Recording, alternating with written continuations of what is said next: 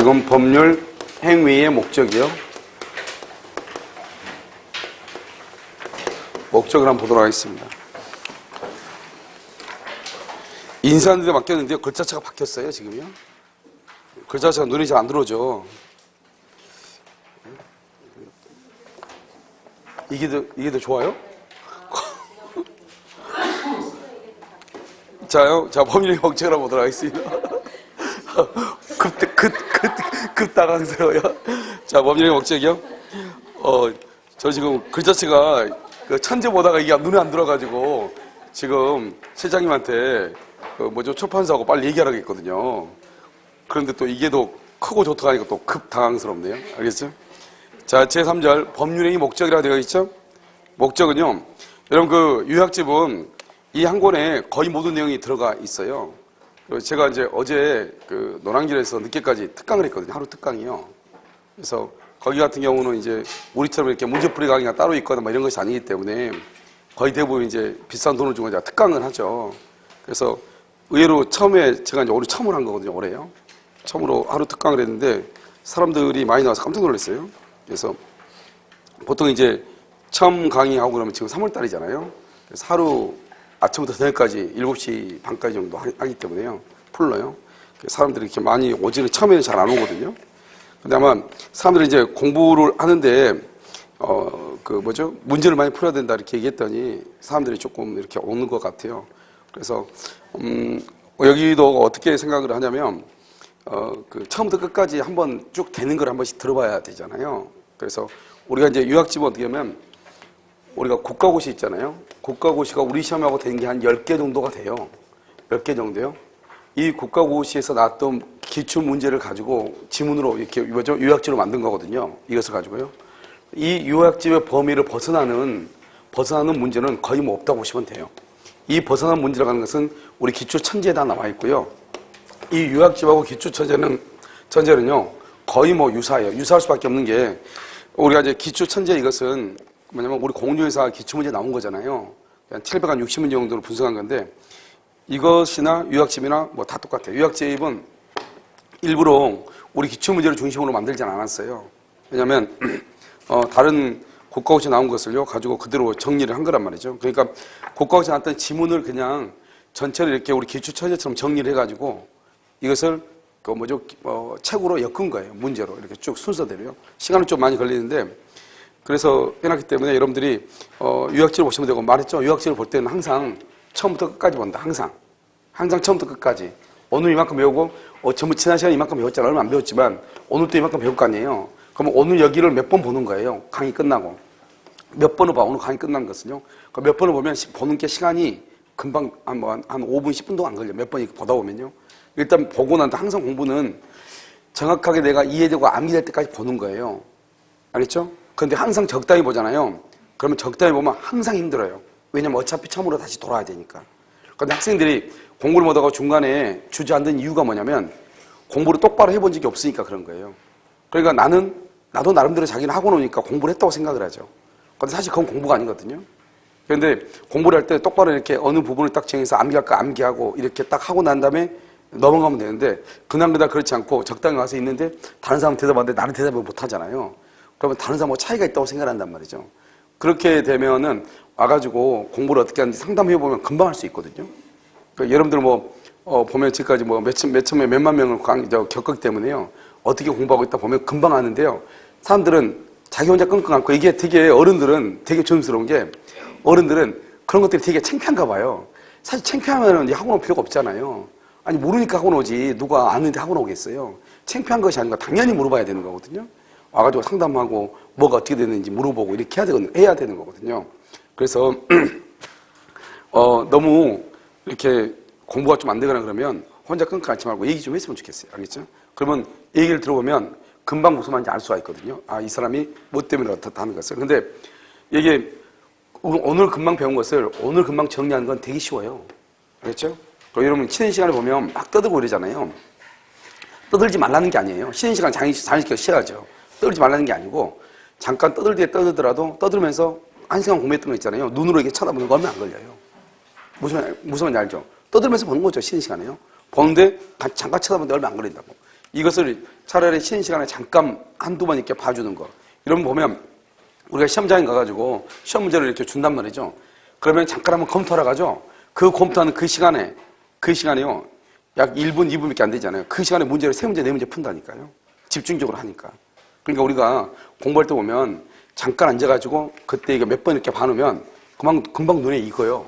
익으면 이걸 이제 몇 번 보고, 거기서 끝나고 계속 몇 번 보죠. 보고 난 다음에 다시 앞에부터 다시 한번 보는 거예요. 이것을 자꾸 반복하다 보면 항상 앞에서부터 끝까지, 그 다음에 다음 시간 또 하겠죠. 그럼 여기를 또 몇 번 계속 보는 거죠. 그리고 다시 앞에부터 끝까지. 하다 보면 처음에 양이 적어지니까, 그러면 자꾸 보다 보니까 이것은요, 시간이요, 가면 갈수록 단축돼요. 결국 여기 부분만 계속 하면 되는 거예요. 학생들이 이걸 안 하니까 어떻게 되냐면요, 이렇게 안 하고 공부를 이 부분만 조금씩 보다 보니까 나중에 2달 뒤에 여러분요, 보면은요, 머릿속에 남아있겠어요? 여러분, 아무리 머리 좋은 사람도 2달 뒤에 보면 머리 안 남아요. 알겠죠? 그러니까 조금 힘들어도 3월달, 4월달에 2달 동안에 유학집이 나온 거 있잖아요. 공시법하고 지금 민법 나와 있고, 아마 공포쌤도 금방 유학집을 지금 전번 주에 목요일날 와가지고 일찍 와가지고 유학집 만들었거든요. 아마 다음 주 정도는 아마 유학집이 금방 나오죠. 왜냐면 원래 유학집이 다 5월달, 6월달인데 하도 이제 공시법 선생님 빨리 내고 제가 내고 이렇게 했더니 빨리 줄 것 같아요. 그래서 지금 이제 공법 같은 경우는 어제 그제 금요일날 한장 공법을 촬영을 했거든요. 그래서 아직 서비스를 못하는 게 한장 공법이 아직 안 나왔는데 곧 나올 거예요. 이번 주에요. 나오면 그 한장 공법을 드릴 거예요. 한장 공법 그것은 여러분들이 이것은 이미 그 효과가 다 증명이 된 거예요. 학생들한테요. 작년에 공법이 아주 어려운 해에 속하는 거죠. 다른 학원 같은 데는 욕먹는 선생님들이 엄청 많거든요. 근데 욕을 먹어도 잠깐이 왜? 다른 사람들, 다른 데도 다 그렇게 점수를 못 맞았으니까. 그러니까 같이 욕먹고 그냥 같이 다른 데도 그랬는데 이렇게 하니까 말 못하는 학생들이요. 아, 다른 학원도 그랬나 보다, 이렇게요. 그런데 여기서는 거의 30개 미미안으로 맞은 사람이 한 사람 있긴 있거든요. 거의 다 30개 이상을 맞았거든요. 그 맞는 이유가 뭐냐면, 한장공법 그것을 암기를 했기 때문이죠. 알겠죠? 그래서 한장공법 하면, 그러니까 그것도 마찬가지예요. 어떤 학생들 그걸 모아놨다가 한꺼번에 보더라고요. 참, 그 성격이 희한한 성격. 왜 그렇게 모으는지 모르겠어요. 알겠죠? 페이지 수집가도 아니고요. 그렇게 하는 것이 아니고, 그때그때 몇 번을 봐버리는 거죠. 그러니까 다음 주에 서비스가 될 거 아니에요. 서비스가 되면 그때 그냥 얼마 안 돼요. 25분인가 30분인가 25분인가 밖에 안 돼요. 그거를 아침에 저녁에 한 2번씩 들으면 금방 되거든요. 그걸 금방 듣고 그 다음에 나고 나면 그거를 집중적으로 몇 번 보는 거죠. 그리고 다시 앞에서부터 다시 한번 듣는 거죠. 항상 이렇게. 그렇게 해서 여러분들이 시험 볼 때까지 차에다가요, MP3를 해가지고 이게 서비스가 될 건데 MP3를 해가지고 그것을 계속 보는 거, 듣는 거죠. 무슨 말인지 아시죠? 그러면 여러분은 공법은 이미 그냥 다 돼요. 알겠죠? 그래서 그렇게 하시면 되고, 그래서 크게 문제는 없어 보여요. 아시겠죠? 그래서 민법도 유학집으로 보는 것이 낫냐, 학생들은 기본서가 낫냐, 별별 말을 하는데요. 그냥 내가 하는 게 정답이에요. 알겠죠? 왜냐면 기본서는 나중에 할 거예요. 왜냐면 기본서는 조금 시간이 좀 있으면 공부 좀 하다가 4월달 정도 해가지고 좀 볼까 생각 중이에요. 텀을 좀 두고 하려고요. 계속 똑같이 하는 것보다 약간 텀을 두고 기본서를 가가지고 조금 다룰까 생각 중이에요. 그러니까 여러분 기본서는 밑줄 긋는 거 있죠? 열심히 그어놓으시고, 그래서 나중에 당장 하고 그러면 똑같은 걸 반복하니까 텀이 안 생기잖아요. 그래서 한 달이나 한 달 좀 반 정도 지나면 텀을 주고, 여러분들이 민총이 쭉 가다가 끝까지 가잖아요. 그러면 4월달쯤 되면 물건 이렇게 들어가고 있을 거 아니에요? 그때 민총을 해가지고 이렇게 잊지 않게끔 그렇게 하려고 그래요. 아시겠죠? 정리하시면 되고, 나중에 여러분들이 기본서 보시면 알겠지만, 유학지만 보면요, 될 수 있게끔 되어 있어요. 아시겠죠? 걱정하지 않으셔도 돼요. 자, 보겠습니다. 법률행위 목적이요. 자, 9페이지 맨 밑에 보면 법률행위의 목적은 법률 효과죠.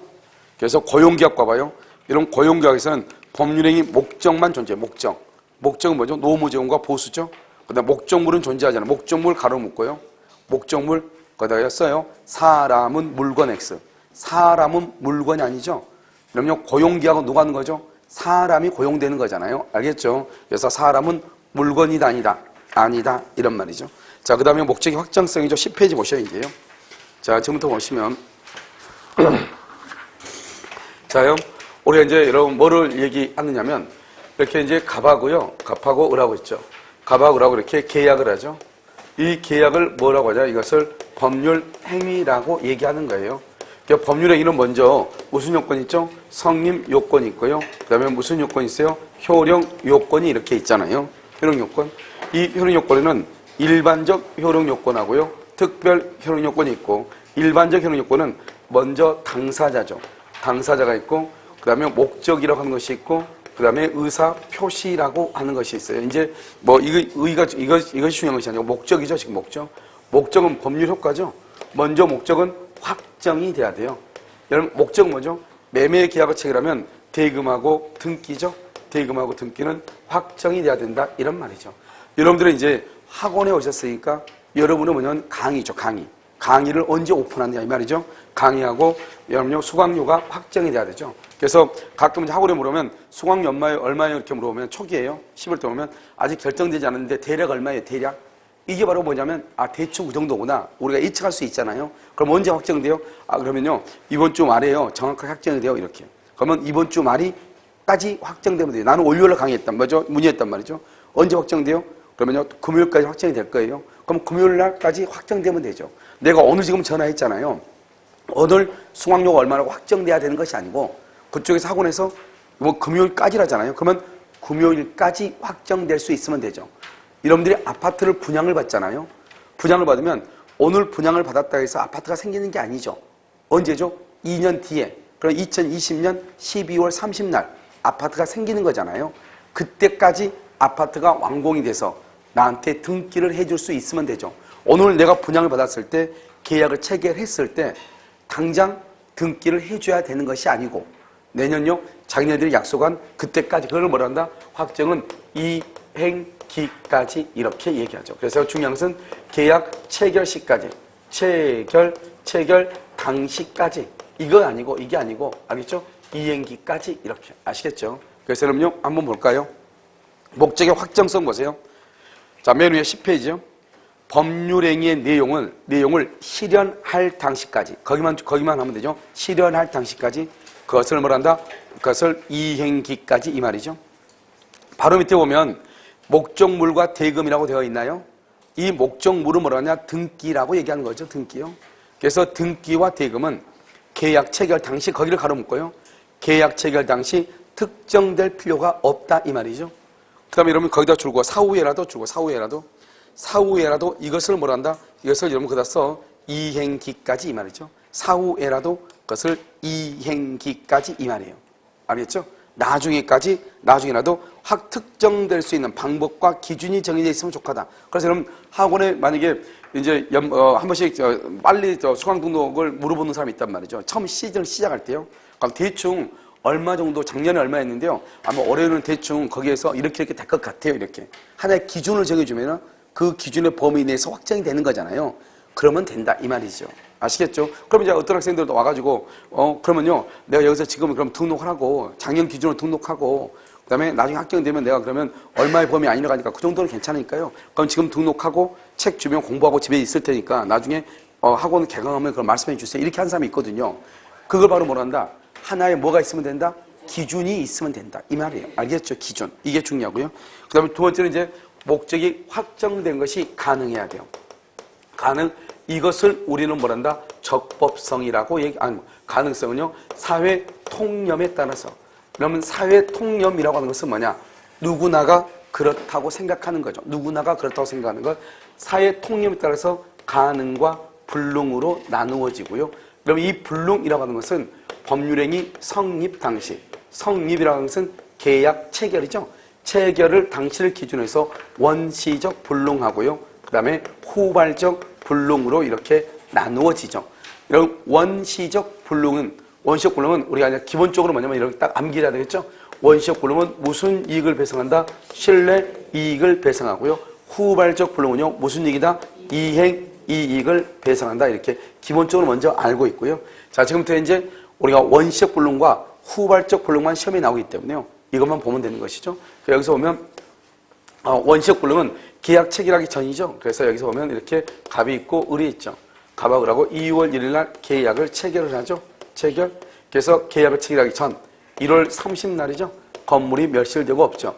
이것을 뭐냐면 이미 뭐가 됐다? 멸실됐다. 이미 이것을 뭐라고 한다? 원시적 불능이다. 이렇게 얘기하죠. 이미 이렇게요. 그 다음에 계약을 체결하고 난 후죠.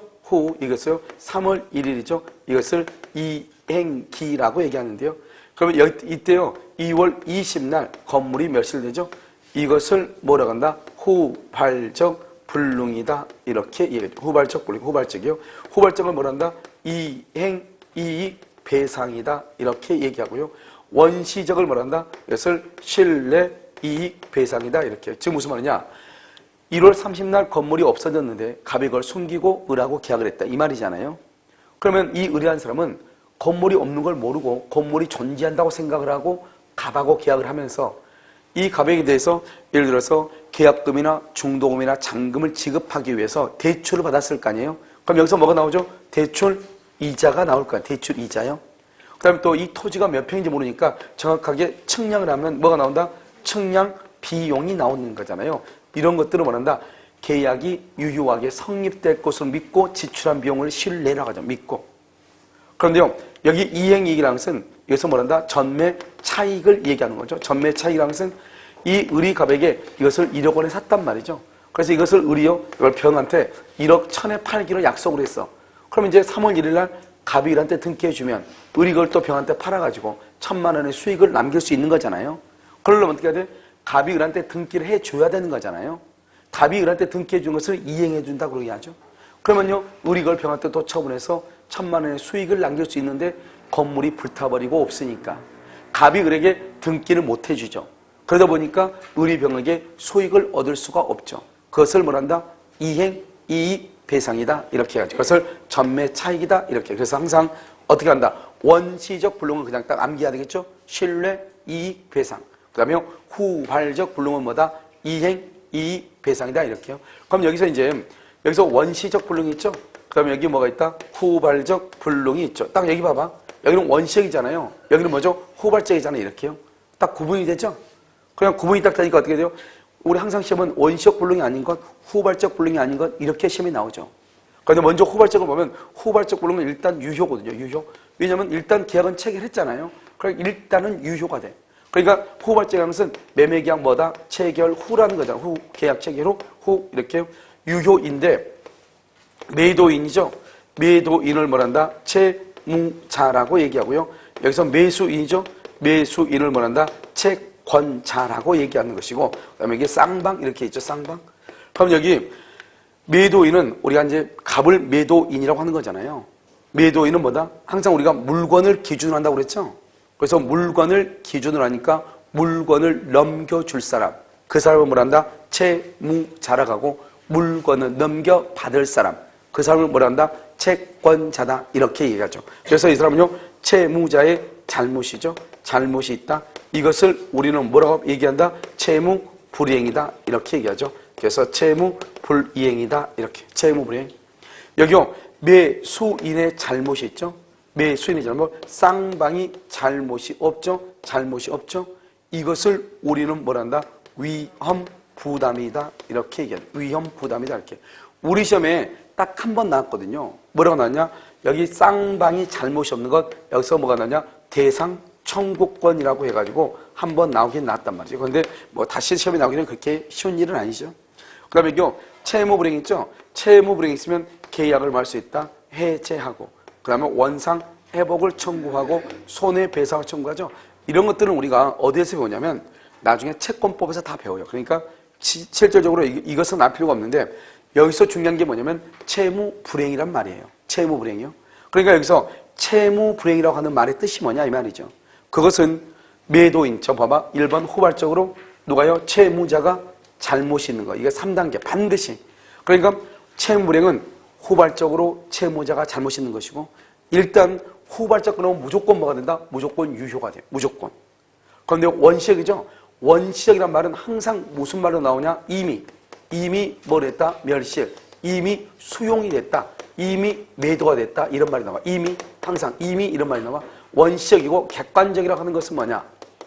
객관적이고 여기요 전부가 불능이고 일부가 불능인 경우 있는데, 계약을 체결하기 전에 객관적이라는 것은 건물이 이렇게 있는데요. 이 건물이 멸실되고 없는 것을 객관적이라고 그래요. 어제요 옆집에 건물이 있었거든요. 오늘 아침에 출근하니까 건물이 어젯밤에 폭포내로 철거하고 없어진 거예요. 그것을 뭐라 한다? 객관적 불능이라고 얘기하는 거예요. 여러분 우리나라는요 569조위에서 희한하게요 타인 소유물에 대해서도 매매 계약을 체결할 수 있다 없다? 있죠. 갑의 건물인데요. 이 갑의 건물을 을이 나한테요 팔 수 있다니까요. 뭐냐? 계약은 할 수 있다니까요. 그런데 계약은 할 수 있는데 뭐를 못 해준다? 등기를 못 해줄 뿐이다. 이 말이잖아요. 등기요. 그래서 이게 이제 객관적이고 전부죠. 전부가 불리면 이건 무효예요. 그래서 여러분 이게 뭐 차이가 있느냐? 여기하고 차이가 있죠. 후발적은 뭐다? 유효. 원시적은 뭐다? 무효. 이렇게요. 알겠죠?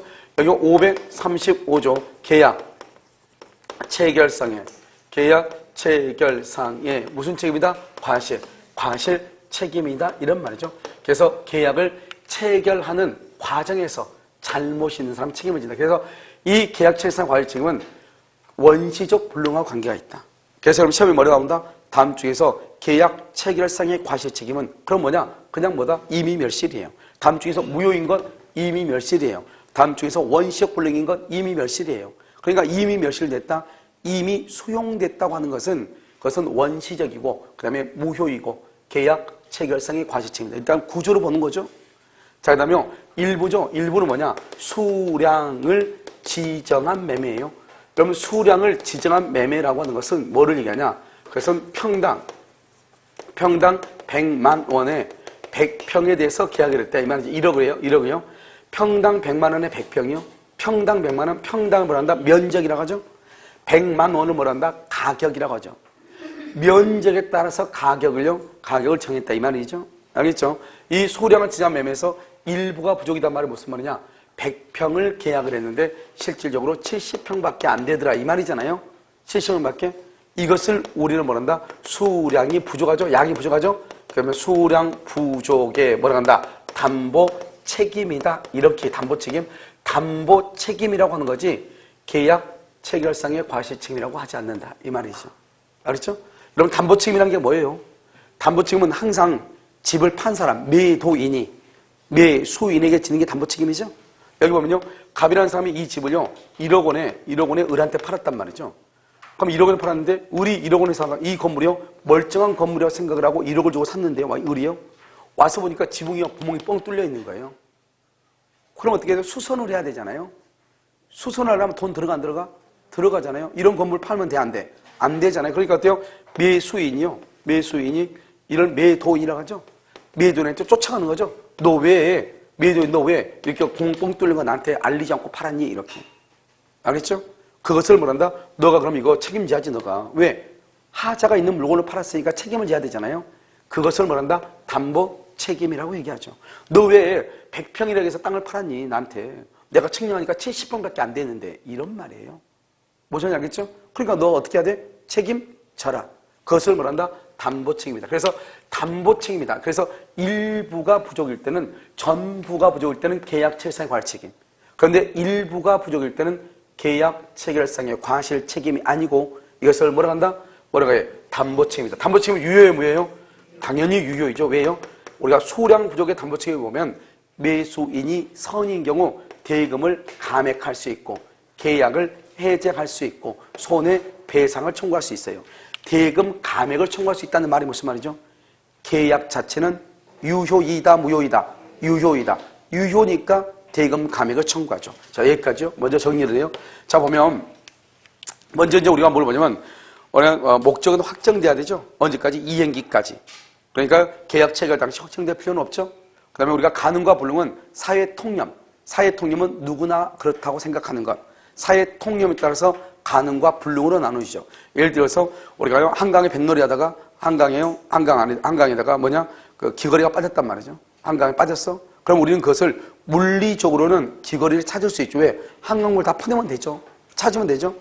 그런데요, 물리적으로 가능할지는 모르지만 현실적으로는 가능하다, 가능하지 않다. 가능하지 않고 우리는 그 반지를 잃어버렸다고 얘기하지.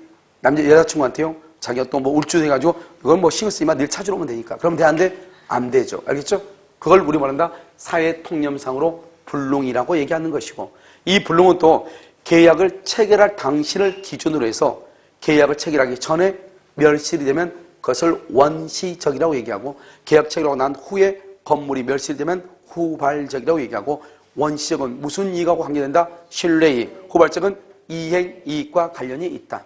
그 다음에 우리가 원시적이고 객관적이고 전부가 불능이다. 그러면 유효, 무효, 무효가 되는 것이고, 그 다음에 계약 절차에 관할 책임을 질 수도 있고, 일부가 부족이다.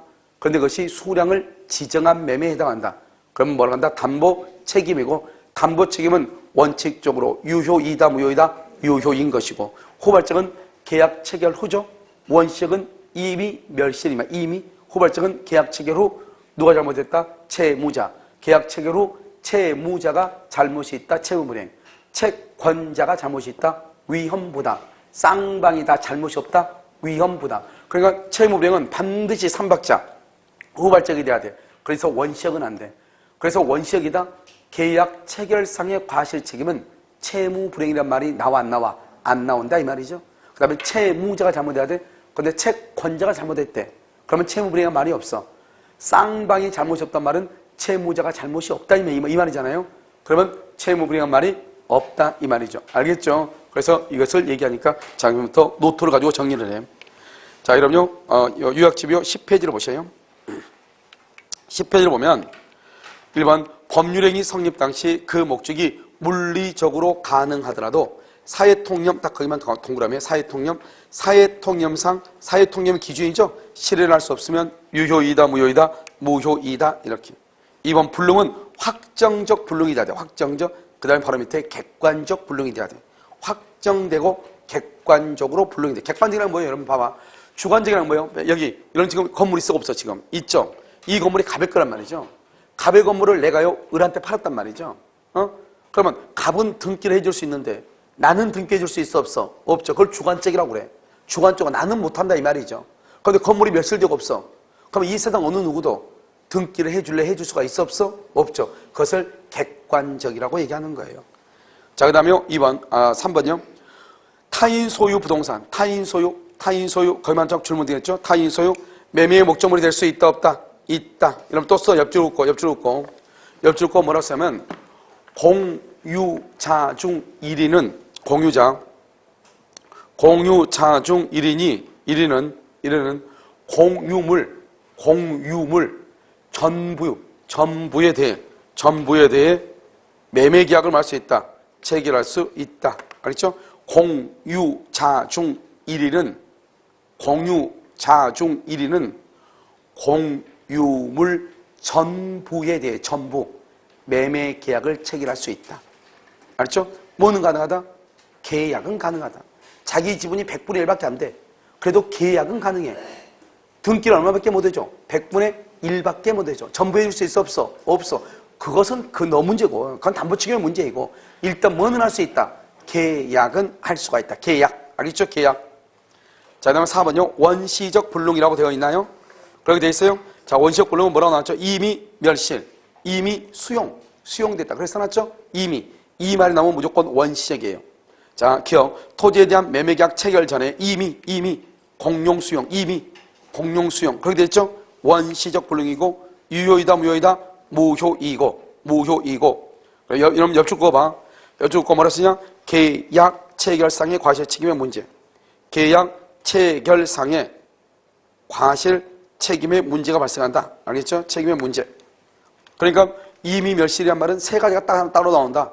첫 번째 무효. 두 번째 원시적 불능.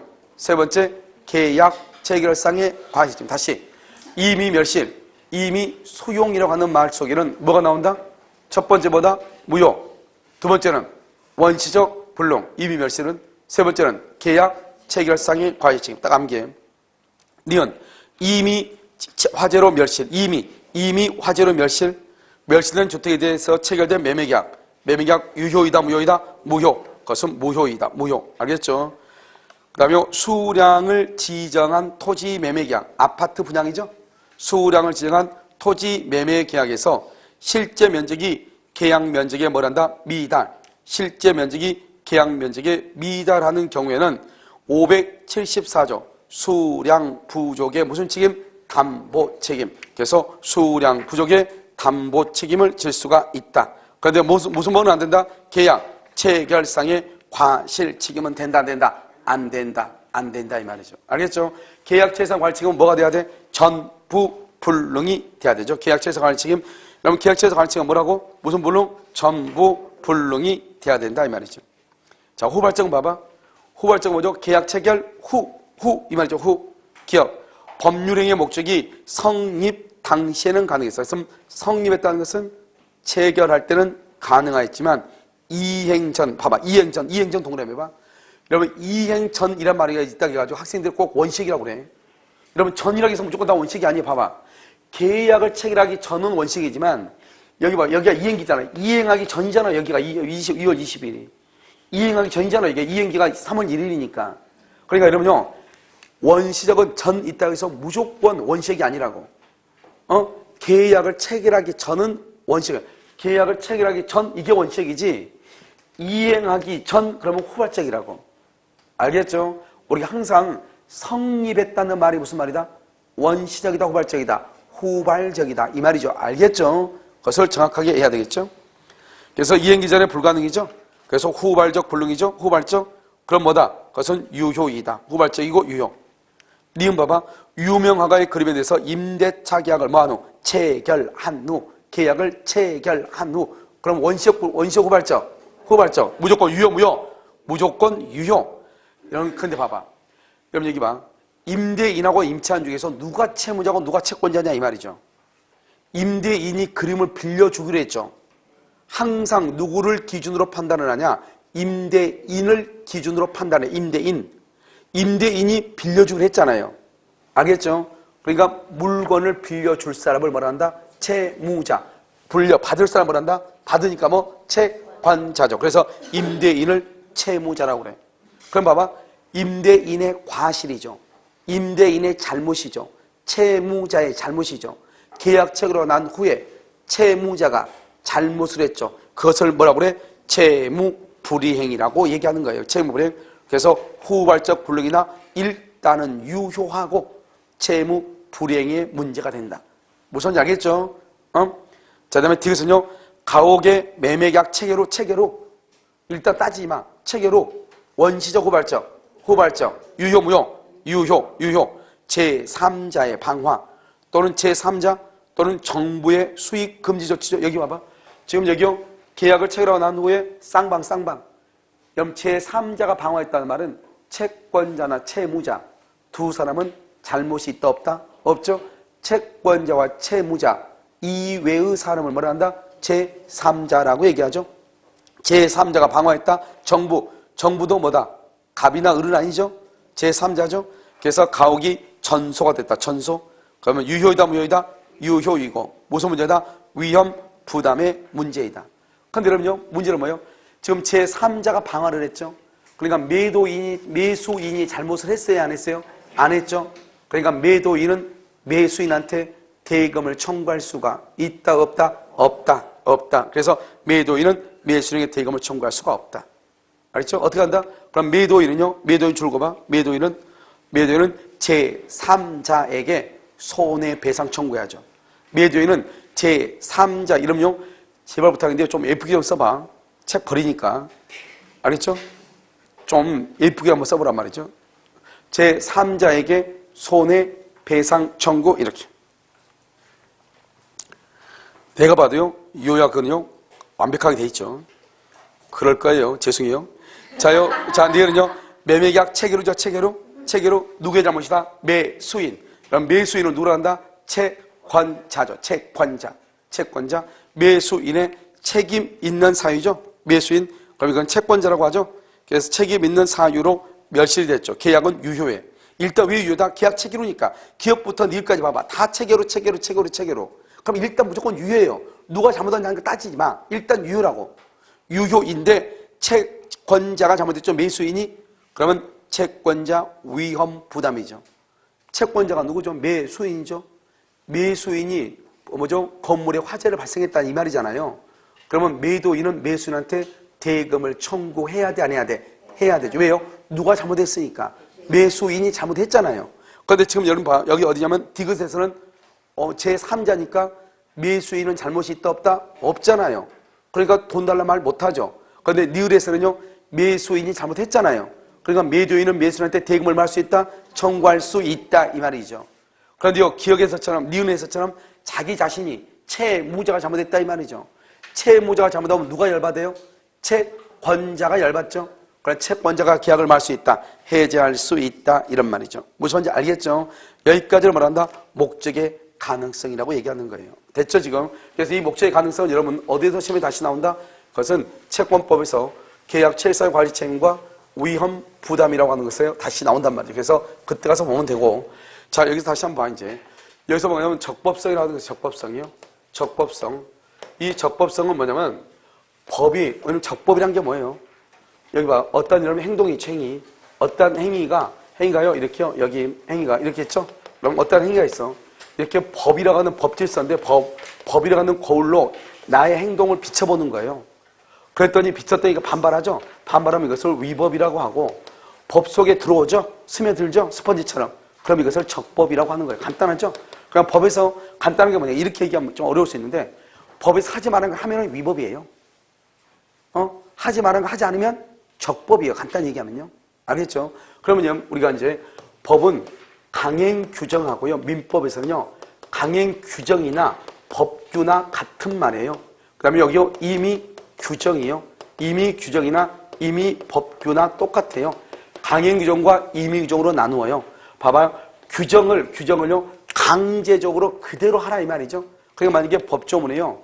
만약 임차인은 지상물 매수를 청구할 수 있다. 그러면 임차인은 무조건 아무리 그걸 포기한다고 했다고 말을 100번 1000번 말을 해도 임차인은 지상물 매수를 청구할 수 있는 거예요.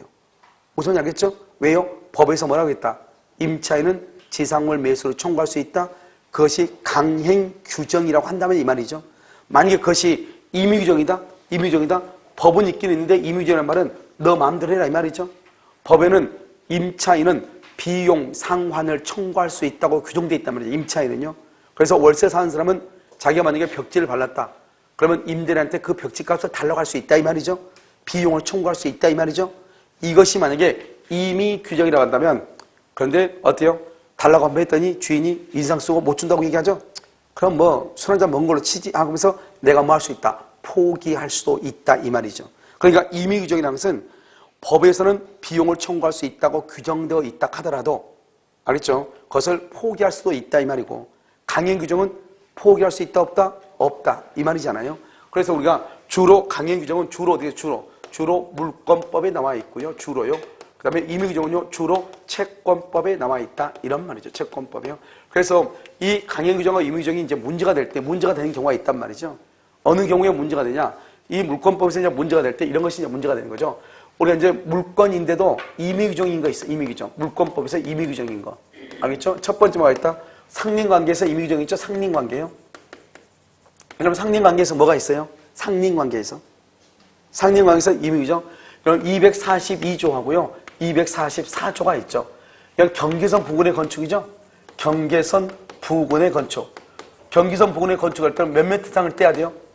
경계선 건물을 지을 때 우리가 건물을 지을 때 옆집하고 몇 미터 떼야 돼요? 반 미터 이상, 반 미터. 알겠죠? 그럼 여기 지하 시설에 관한 것. 경계로부터 얼마를 떼야 돼요? 2m를 떼야 돼요. 여기는 얼마를 떼야 돼요?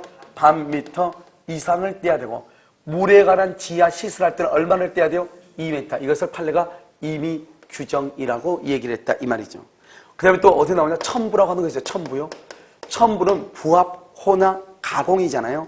거기에서 임의 규정은요. 뭐가 있냐면 소유권자를 누구로 할 것인가? 소유권의 비송 여부라고 하는 것이 있어. 소유권자를 누구로 할 것인가? 그 다음에 손실보상에 관한 규정. 이것은 뭐냐? 임의 규정에 해당하는 거예요. 물론 여러분요. 우리가 이제 물권법에서도 비용은 다 무슨 규정이에요?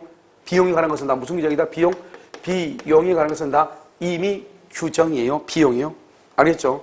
그 다음에 여러분요. 채권법에서 보면 채권법은 원래는 임의 규정인데 강행 규정인 것이 있다. 강행 규정. 뭐가 있다? 강행 규정. 그것은 주로 어디가 있다? 임대차에 나온 것들이 대부분 다 무슨 규정이다? 강행 규정으로 되어 있다. 이 말이고요. 특히 여러분요. 여기서 이제 조심해야 될 게 강행법규 중에서 조심해야 될 게 바로 뭐냐면 우리가 물권, 양도, 금지, 특약이죠. 이 물권이라는 것은 무조건 양도를 해야 되는데 금지하는 특약은 유효이다, 무효이다. 무효인데 하나만 딱 유효라고 그랬죠? 뭐가 있다? 전세권이다.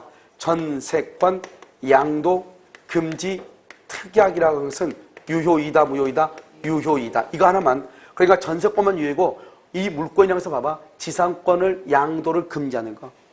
알겠죠? 지분 양도 금지, 지분 처분 금지. 양도란 말은 다른 말로 처분이라는 말도 들어가. 알겠죠? 그러니까 지상권 처분 금지, 그 다음에 뭐죠? 지분 처분 금지, 그건 다 무효가 돼. 그럼 지분이란 것이 뭐죠? 내 몫이죠? 지분이라는 것은 내 몫으로서 소유권과 동일하단 말이죠. 그것의 처분을 금지하는 것은 무효다 이 말이죠. 무슨 말인지 알겠죠? 그래서 이걸 가지고 지금 얘기하는데 특히 이 강행법규는 뭐가 있다? 강행법규는 효력 규정이 있고 효력 규정이 있고 무슨 규정이 있다? 단속 규정이라고 하는 것이 있다 이 말이죠. 그러면 효력 규정 보고 단속 규정은 뭐냐? 이것은 행정법에서 구별해요. 우리 민법에서는 강행법규와 임의법규로 구별을 해요. 그런데요 행정법에 가면 효력 규정과 단속 규정으로 구별을 해요. 만약에 법 규정을 위반하죠. 그럼 법을 위반하면 처벌을 받아야 돼, 안 받아야 돼? 처벌을 받아야 돼, 안 받아야 돼?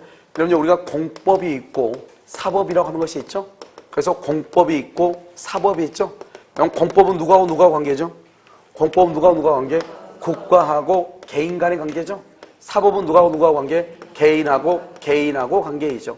알겠죠? 그러니까 여러분하고 나하고는 어느 누구도 국가기관이 있어요, 없어요? 없죠? 그래서 여러분하고 나하고는 무슨 관계냐? 공법 관계다 이런 말이죠.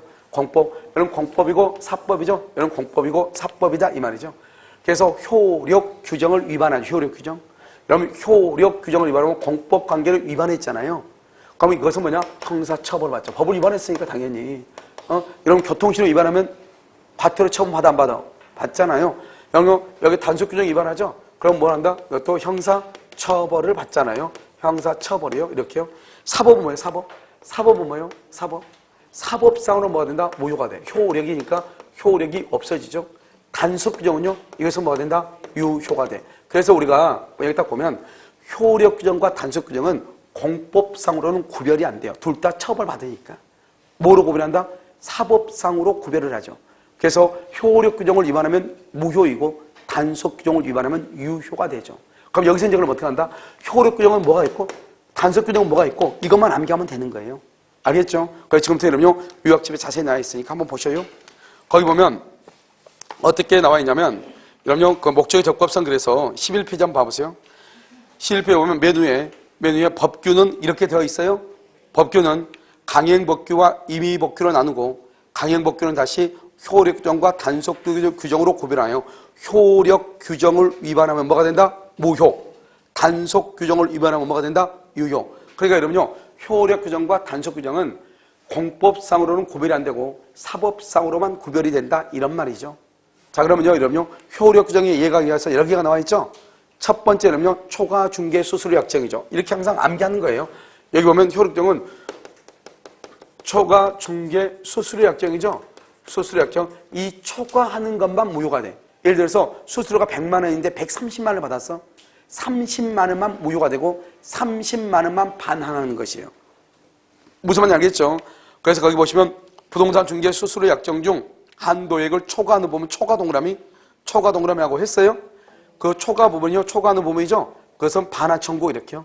반환을 뭐 한다? 반환을 청구할 수 있다. 반환. 초과하는 부분은 반환해야 돼요. 알겠죠?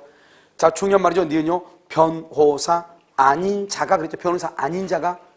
그 다음에 두 번째로 끝에요. 변호사법 위반이라고 돼 있죠. 이런 변호사 아닌 자가 승소를 조건으로 돈을 받기로 한 경우. 그러니까 이런 뭐 우리 가끔 뉴스에 보면 저 사람은 변호사법 위반이다 이런 말을 많이 하잖아요. 그럼 변호사 아닌 사람이 이런 말이에요. 알겠죠? 승소를 조건으로 내가 승소하고 나서 너하고 나하고 그걸 돈으로 나누자 이 말이죠. 그것을 변호사법 위반이라고 얘기하는 거예요. 여러분 거기다 써야 되겠죠? 뭐라고 쓰냐면 여기다 옆에다가 써. 변호사가 성공보수금 있다. 성공보수금 약정을 했다. 변호사가요. 성공보수금 약정 민사사건 민사소송하고 형사소송하고요. 그래서 민사소송은 103조 위반이 아닌데 여기서 103조 위반이 된다. 형사소송은. 알겠죠? 이건 몇 번 얘기했죠? 그래서 변호사가 뭘 했다? 성공보수금 약정을 했다. 이런 말이죠. 그래서 변호사가요. 성공보수금 약정이죠. 성공보수금 약정 만약에 형사사건의 경우는 103조 위반이고 민사소송의 경우는 위반이다 아니다? 아니다. 이걸 암기해야 되겠죠? 그래서 이건 항상 헷갈려. 변호사 아닌 자, 그럼 변호사법 위반으로 언제나 무효예요. 그런데 변호사가 내가 성공하면 그 돈을 나누자 이 말이죠. 그럼 뭐다? 변호사가. 그럼 뭐가 된다? 그것은 성공보수약정이 민사소송의 경우는 뭐? 유효. 형사소송의 경우는 그것은 103조 위반이다 이 말이죠. 그 다음에 디귿 봐봐요. 투자수익보장약정이죠. 여러분요, 투자수익보장약정은 옛날에는 뭐냐면 증권거래법인데 지금은 자본시장과 금융투자에 관한 법률상 여기 나와 있어요. 그래서 지금 보면 그 투자수익보장약정은 유효이다 무효이다? 무효. 그래서 우리가 증권회사하고요 일반 투자자가 일정 투자 수익을 보장받기로 약정하는 것 무효다 이 말이죠. 이것은 어디에서 종료하냐면요, 어디에서 나중에 뒤에 나오겠는데 거기다 써. 투자수익 보장약정이죠. 이것이 뭐냐면 이것은 위반시 무효이고 써. 위반시 무효이고 표현대리가 성립X. 표현대리 성립X. 그래서 투자수익 보장약정을 위반을 하면 무효가 되고 표현대리가 적용될 여지가 없어. 표현대리. 알죠? 왜요? 무효니까. 됐죠 지금? 아직 우리 디귿은 우리 시험에 나온 적이 없단 말이죠. 그 다음에 리을은요, 금전 소비대차 계약에서 돈 빌려준 거죠.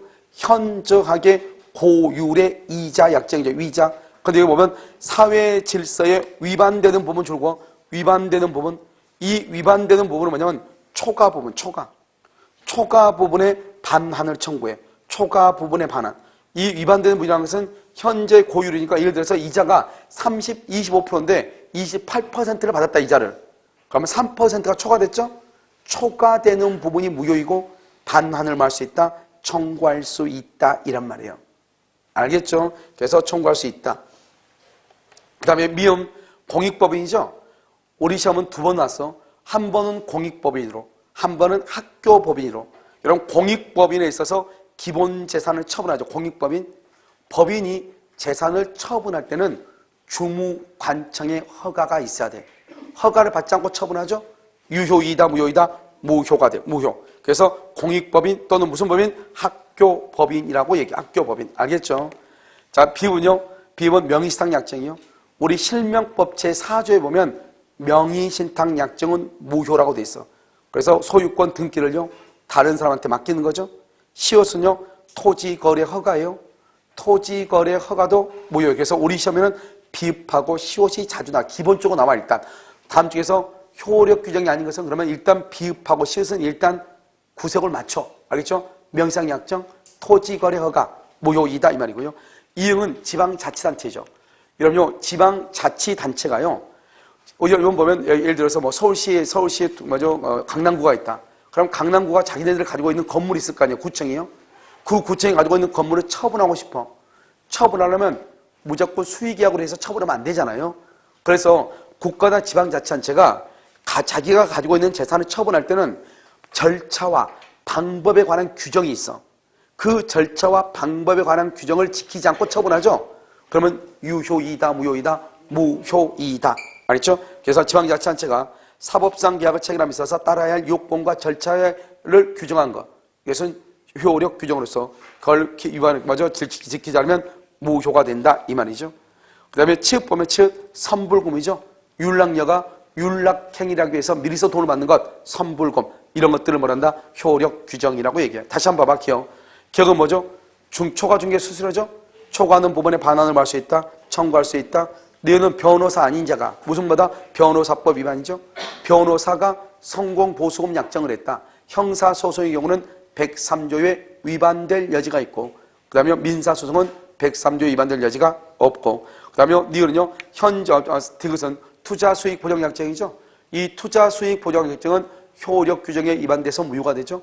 그러면 표현대리가 성립될 여지가 있다 없다? 없다. 니은은요 현저하게 고율의 이자죠. 그러면 초과하는 부분은 무효이고 초과 부분의 반환을 말할 수 있다. 청구할 수 있고 미음은 학교법인이죠. 공익법인. 기본재산을 처분할 때는 주무관청 교육부의 허가가 있어야 되죠. 허가 없이 처분하면 유효이다 무효이다? 무효. 명의신탁약정. 그 다음에 토지거래 허가. 그래서 효력 규정이고요. 지방자치단체가 자기가 가지고 있는 재산을 처분할 때는 일정한 절차와 요건을 같이 지켜야 되죠. 그것에 관한 규정은 무슨 규정이다? 효력 규정이고, 지키지 않으면 유효이다, 무효이다, 무효이고, 율락녀가 율락행위를 하기 위해서 선복을 받는 것 유효이다, 무효이다, 무효이다. 그 다음에 3번은요, 단속 규정이라고 되어 있죠. 가장 중요한 게 기억이에요. 기억. 시험에 가장 많이 나왔죠. 단속 규정은 여러분 어떻게 돼요?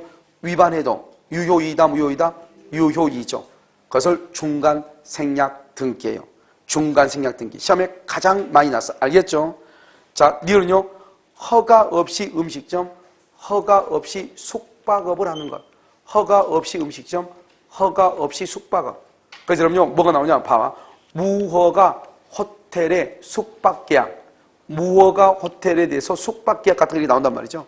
그런 것은 무슨 규정이다? 단속 규정으로서 유효이다, 무효이다, 유효이다, 이렇게. 자, 뒤에서는요, 이런 개업공유증사죠. 여러분들이 이제 개업공유증사가 직접거래 나오죠. 봐봐. 여러분, 우리가 민법에 자기계약 쌍방대리 금지하잖아요. 그래서 중개사법에 보면 여러분요, 직접 거래를 금지한다고 나왔죠.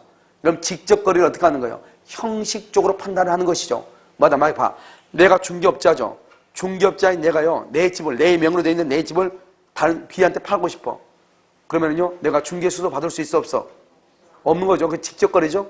알겠죠? 원래는 그렇게 하면 돼, 안 돼? 안 되는 거죠. 그래서 직접 거래하는 행위, 이것을 뭐라 해다? 단속 규정이라고 얘기해서 단속 규정. 알겠죠? 작년에 나온 판례예요, 작년에. 알겠죠? 아직 안 나왔단 말이죠, 시험에. 그 다음에요, 니을은 우리가 작년에 나온 시험이죠? 작년에 나온 시험 보면 임대주택의 전대금지. 그렇게 돼 있죠? 그래서 뭐죠? 임차권의 양도라든가요. 그 다음에 바로 밑에 보면 공민주택 전매행위. 알겠죠? 이런 것들은 무슨 규정이다? 단속 규정이다. 이 말, 단속 규정. 이렇게.